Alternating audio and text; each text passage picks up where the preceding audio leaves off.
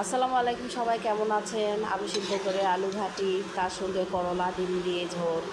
রান্না করতে করতে কারেন্ট চলে গেছে। ঘরের মধ্যে রান্না করতেছিলাম গ্যাসের চুলায়, তখন কারেন্ট চলে যাওয়ার কারণে আলুটা দেখা যাচ্ছে না। এখন করার কিছুই নেই, তবুও আপনাদের সামনে ভিডিও নিয়ে এসেছি। আপনারা দেখুন যে কত সুন্দর কালারটা হয়েছে, তরকারির ভাব বের হচ্ছে গরম গরম।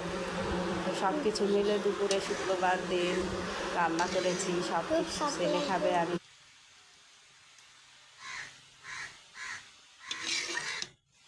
মোটা হয়েছে তোমার কথা চালাচ্ছি কথা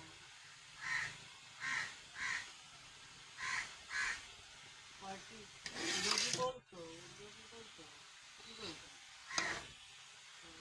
ভাঙ্গা করবো পাঁচটা করা উচিত তোমার ভাঙ্গা করবো কষ্ট হয়